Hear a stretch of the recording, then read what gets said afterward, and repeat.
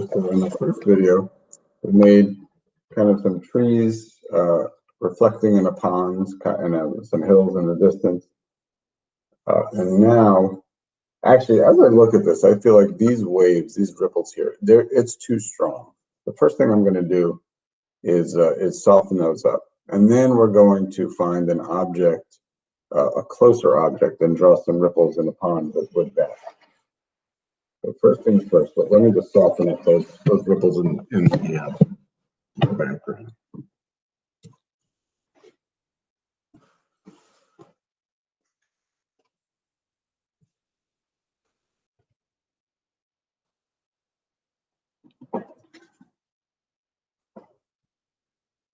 There should not be such big disparity. It should be a lot more of just kind of a blurry shape that matches those trees. So that's kind of what I'm going to try and achieve here. I'm erasing some of those darker lines.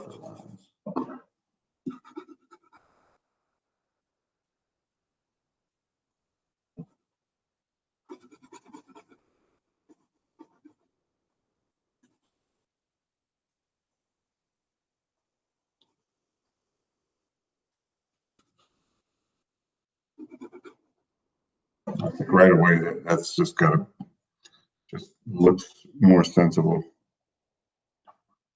Because if it's really far away, this is on the other side of a lake, hundreds and hundreds of yards away, it's not going to be, I think I'm going to darken up these trees. You're not going to see so many big ripples. You'll see a little bit, but not a lot. I think maybe it was a bit too aggressive with the eraser. I think that makes a lot more sense. So now let's take a look again at that. Okay, on this one, we're going to look at this here.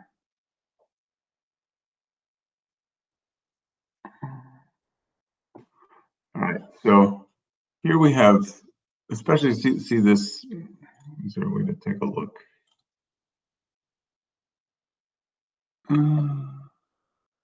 Sorry, I'm kind of.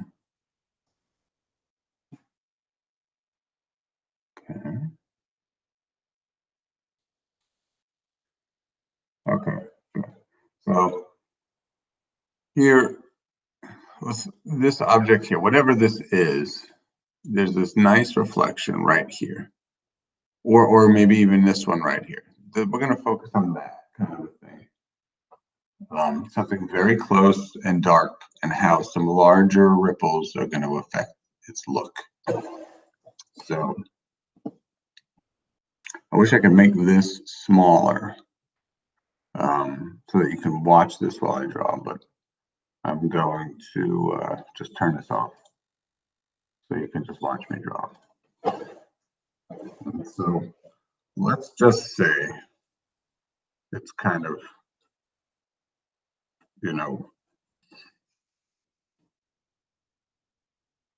just an old tree branch sticking up out of the pond.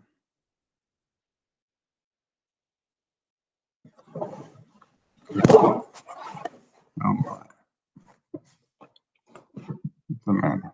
Didn't like that idea, huh? So we'll show its reflection. And the pond, the ripples in this pond are going like this.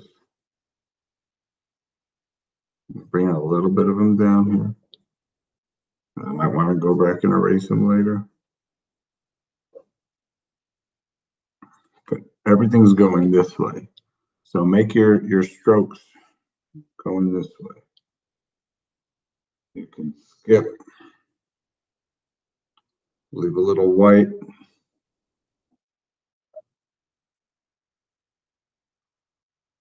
Kind of hint at some of these little shapes here. But it's going to be ripply and wobbly That's the beauty of it. There's no right or wrong here. You can't say, oh, that doesn't. No, it's a pond. It's water. It's constantly. Even the word water has the word what in it. Water. It's just like, what is this?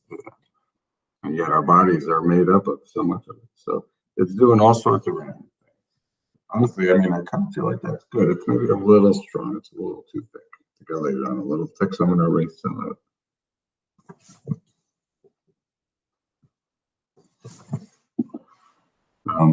I kind of like that. I mean, I feel like, boom, done. It almost looks also like as if this was a shadow in the desert. But if you get color involved, then you could just add just a little touch of little kind of a circle around that, just to give it a little more accent. If you add color, then you start to bring it to life, so you understand a little bit more of what you're looking at. Maybe the shore kind of starts to come in here. Now that looks bad. I think that's really good. So there are two videos on creating reflections in a body of water. You know what I think of like that this kind of comes back around, which certainly could happen in nature, but I'm gonna just bring it forward a little bit.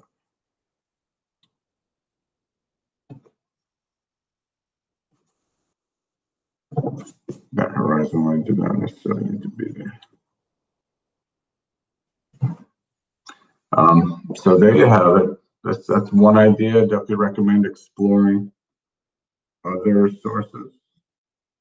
And there's other YouTubers who I'm sure are making great videos about things like this.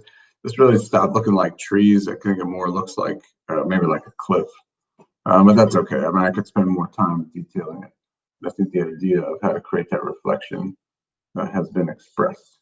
So feel free to experiment with this if that is part of the work that you want to do on this project.